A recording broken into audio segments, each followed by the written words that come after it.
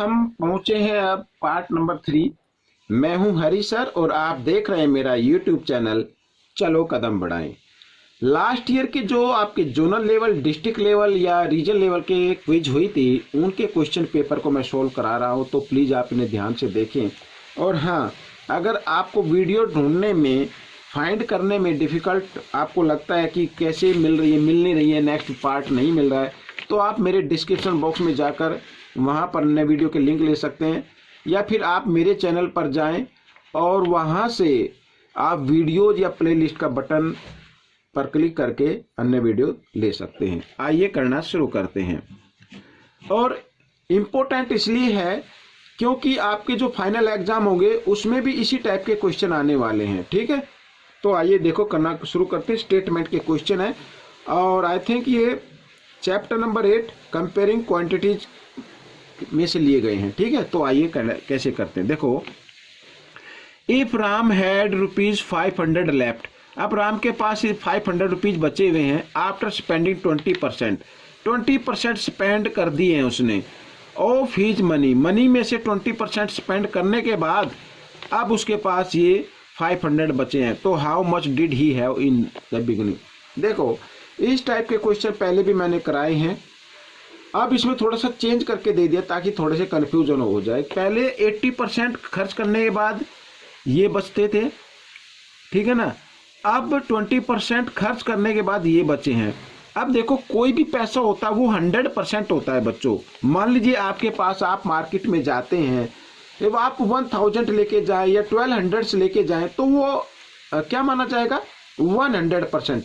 अब आप उसमें से कुछ पैसा खर्च कर दें और कुछ बच जाए, ठीक है ना, तो वो हमें फाइंड आउट करना कि कितने परसेंट बचा या इतने परसेंट खर्च हुआ तो कितना हमारे पास बचा, ये हमें फाइंड आउट करना होता है। अब यहां पर बच्चों, मान लीजिए उसके पास 100% पैसा था, उसमें से स्पेंड कितना किया, 20%, बाकी 80% तो बच गया ना उसके पास, ठीक है ना। 80% क्या हुआ, बच गया, ठीक है। और 80% कितना होता है, 500। अब कितना था उसके पास, वो मान लीजिए क्या था, X, ठीक है। या फिर मैंने आपको बताया यहां पर ये 500 और 80% मिस होता है 80/100, तो आप इसके रेसिप्रोकल से इसको क्या कर दें, मल्टीप्लाई कर दें इस तरीके से, ऐसे, ठीक है, तो भी आपका आंसर आ जाएगा। या फिर आप एक काम और कर सकते हैं कि वो मान लीजिए X, let he had money, इस तरीके से, ये आगे बीच में यहां पर लिख देता हूं X। तो X का यहां पर 80% मीन्स 80/100 इक्वल कितना होता है, 500, इस तरीके से फिर भी यही आ जाएगा, ठीक है। तो आइए इसको करते हैं डिवाइड यहां से। अब 4 से या 2 से डिवाइड कर सकते हैं, 2 4 जा 8 और 2 से इसको करेंगे तो 25 पे, यहाँ पे 4 से किया तो यहाँ पे आ गया 25, और 25 इंटू 25 कितना होता है बच्चों, 625 होता है। तो उसके पास 625 पैसा था बिगिनिंग में। आइए नेक्स्ट क्वेश्चन कर लेते हैं। यहां पर अब लिखा है, a man got 20% increase in his salary, ठीक है, if his new salary is ₹12,000। ये इंक्रीज होने के बाद है बच्चों salary. Find his original salary, यानी पहले की सैलरी हमें फाइंड आउट करनी है, ठीक है, बिल्कुल आराम से कर सकते हैं। अब आपको मैं एक फॉर्मूला बताता हूं बच्चों। देखो, आपको सोल्व करने के लिए क्या करना पड़ेगा, यहां पर ये न्यू सैलरी आपको लिखना है। इस तरीके का क्वेश्चन जब आता है तो न्यू सैलरी आप लिखिए, इनटू क्या कर दीजिए 100, और क्योंकि ये इंक्रीज हुई है तो 100 में प्लस कर देते हैं 20, ठीक है। 20% है, परसेंट के मैंने लिए ऊपर 100 लगा दे तो 20, तो इसको आप क्या कर दे, ऐड कर दे। आइए देखो यहां पर, तो 12,000 इंटू 100 और 120 ऐड किया तो, ठीक है, तो 0 से 0 और 12 1 जा 12, यहाँ पर ये आ गया बच्चों। और 100 को 100 से मल्टीप्लाई करते हैं तो बच्चों 10,000 हो जाता है। तो उसकी जो ओरिजिनल सैलरी थी या पहले की सैलरी थी वो थी 10,000। ठीक है, आप इस तरीके से इस क्वेश्चन को सोल्व कर लीजिए। नंबर 15, यहां पर भी देखो, ये भी स्टेटमेंट का क्वेश्चन है। Shri purchase a hair dryer for 6,600 including 10% VAT. इसके अंदर 10% वैट इंक्लूड है। आप लिखा find the price before VAT, VAT से पहले उसकी क्या प्राइस थी। अब बिल्कुल क्वेश्चन नंबर 14 की तरह ही है, ठीक है ना। इंक्रीजमेंट होने के बाद, इंक्रीज होने के बाद उसकी ओरिजिनल सैलरी क्या थी, ठीक उसी प्रकार वैट से पहले उसका मूल्य या रेट क्या था, ये हमें फाइंड आउट करना है। तो वही करना है बच्चों, यहां पर मैं लिख देता हूं price before VAT.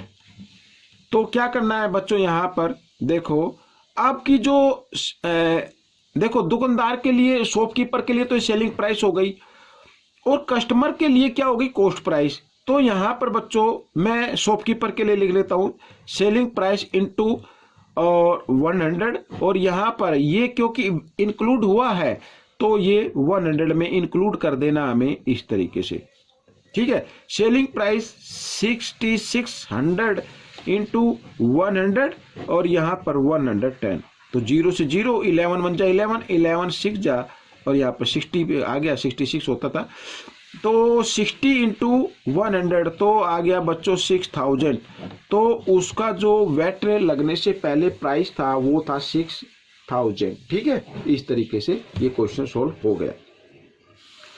Question number 16 हम देख लेते हैं। इधर देखो यहां पर भी स्टेटमेंट का क्वेश्चन है। क्या कहते हैं statement, the cost of a pair of roller skates at a shop was ₹500। ठीक है, 500 है उसका रेट, यानी कॉस्ट प्राइस कितना है, ₹500, ये लिख लेते हैं। The sale tax charged was 15%, और इसके ऊपर सेल टैक्स लग गया, कितना लग गया, 15%।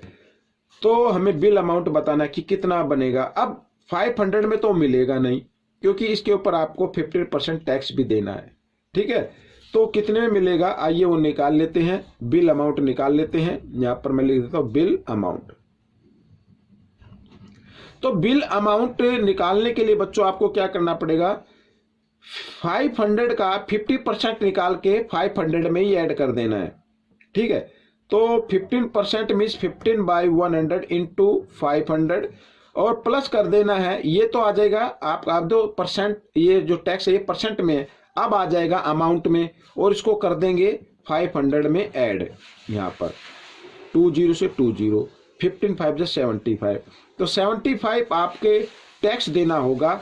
500 इसकी कॉस्ट है, तो टोटल कॉस्ट हो जाएगी 575, ये बिल अमाउंट बनेगा। ठीक है ना, इस तरीके से। तो ये क्वेश्चन सोल्व हो गया, समझ में आया। आइए अब हम करेंगे क्वेश्चन नंबर 17। यहां पर ये देखिए, यहां पर ये रहा, ये भी है स्टेटमेंट का है, कर लेते इसको। लिखा the price of a computer is ₹5,500। ठीक है, 5,500 है, 100 है ये कॉस्ट प्राइस। यहां पर मैं लिख देता हूं कॉस्ट प्राइस ऑफ कंप्यूटर ₹5,500। ठीक है, the sale tax charge, tax कितना चार्ज लिया, 10%। अब find the amount that you will have to pay if you buy it. यदि आप इसको खरीदना चाहते हैं तो कितना पैसा आप उसको देंगे, कितना अमाउंट देंगे, ये हमें फाइंड आउट करना है। ठीक है ना, तो इसका मतलब इसमें बिल अमाउंट हमें फाइंड आउट करना है, बिल्कुल 16 की तरह ही है। तो हमें क्या करना है, 10% निकालना है। 10% मीन्स 10/100, किसका निकालना है, 5,500 का, और इसको इसी में ऐड कर देना है।